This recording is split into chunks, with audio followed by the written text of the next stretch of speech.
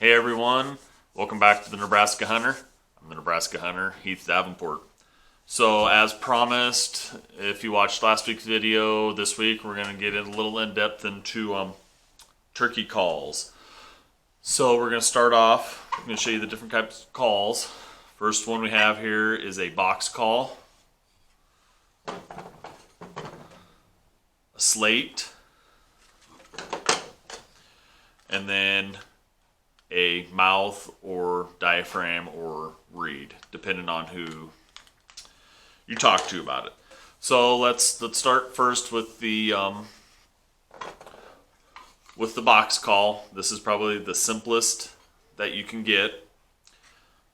I got all of these in a kit from Primos off of Amazon a couple years ago.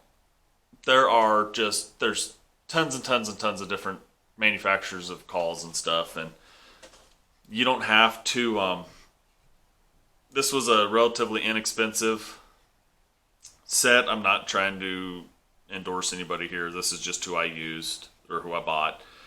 This was a very good beginner set. So first thing, with a box call is they all come with a piece of chalk, because you're going to want to chalk the back side of it. And the way this works is you don't go back and forth with it. You go one way or the other. So, and you go slow.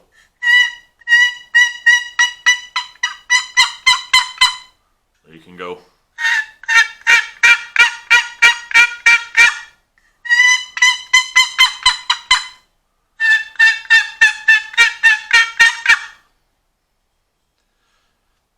That's probably the simplest call you can have.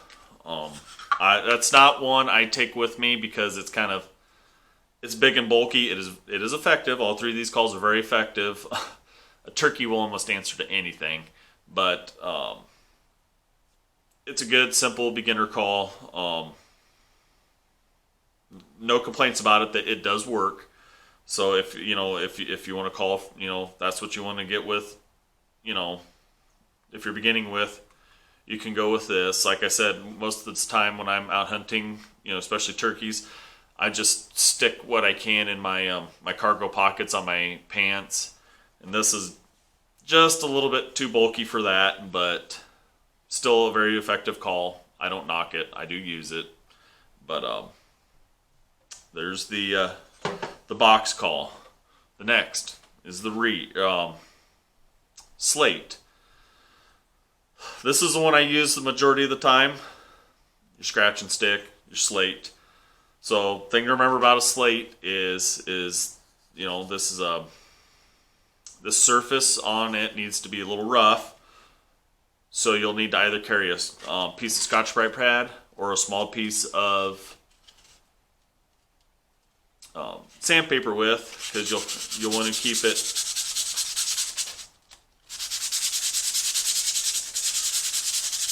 it roughed up, because this has happened to me in the past that you get to calling so much and it'll basically glaze over. So this call, reason I use this one more is just I'm more effective with it.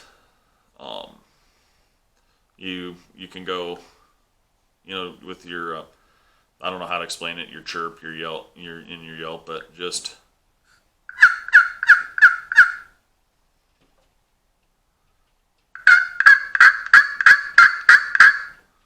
that's just scratching back and forth. Or you can go, or you can chirp.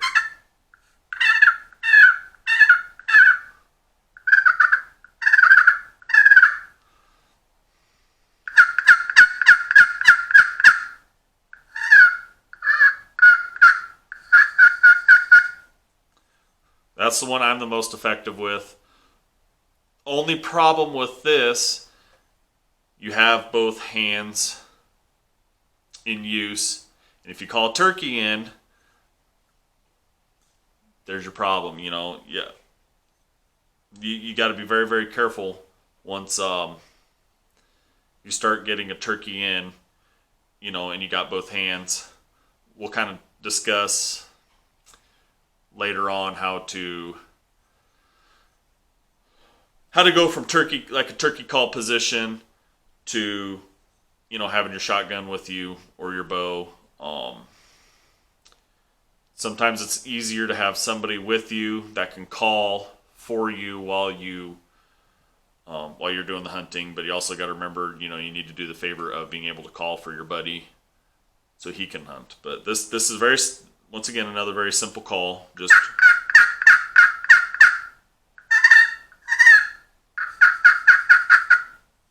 very simple call. Very effective. So the last one I have here, and the one that is the most your big time turkey hunters are going to use these, and that's your diaphragm, your reed. So let me get in here close here. So the blue part itself is the reed.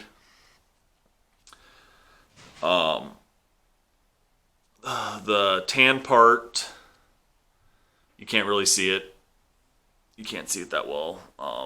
Right there, that's actually the bottom of it. Here's the top. The blue part will be against the roof of your mouth. The pointed part here will face the back of your throat, and the reed will always it should point towards the front. I'm trying to explain this to you here. As far as placement in your mouth, it goes against the roof of your mouth. Not if you're gagging on it, that's almost too far. Some people will say, "Oh, the diaphragm call doesn't fit my mouth very well." Different manufacturers will make it where you can trim it to fit your mouth. This one works fine for me, but insert it into your mouth. Of course, I'm not going to be able to show it, but like I said, this faces the back of your throat. And when you use this call, you're not going to inhale with your mouth and just use like mouth air. This is going to be lung air, like you're talking. You'll put the call in up against your mouth, and you'll put your tongue on the bottom side of the reed there, the diaphragm part of it, and that's what's gonna. So when you're calling with it, you're exhaling. You're gonna have your tongue against that part, and other people will say this, but so you'll have it, and you'll be saying basically like hut. So hut, hut, hut, hut, hut, hut.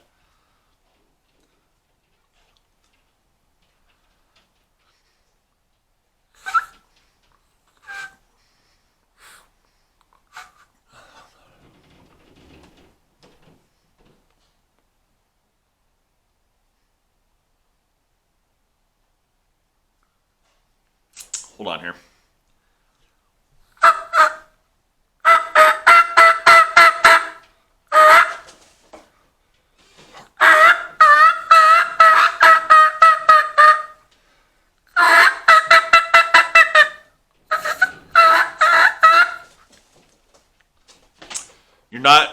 You'll always have your tongue on the bottom of this, but you're going to be controlling it with your jaw. Hut, hut.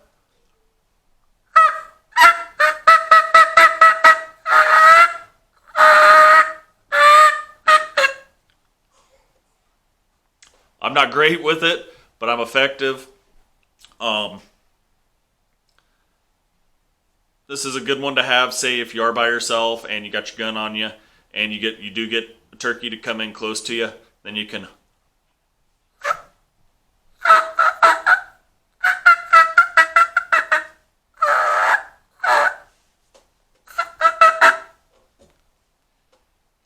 That's how you do it. So with anything else, it takes practice. I'm pretty proficient at using the Slate Call, the reed call.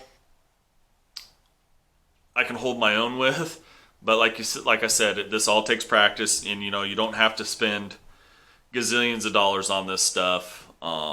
Realistically though, most of the calls are fairly competitive in price, but you don't need to get carried away with it or anything. But just find your niche and find out what works for you. That's what I did. So, all right, guys, that's all I got for this week. Remember, while you're out there turkey hunting, be safe, be careful, have fun. If you like what you saw, please hit the like button. If you're new to my channel, make sure you go ahead and subscribe. And I will see you guys next time.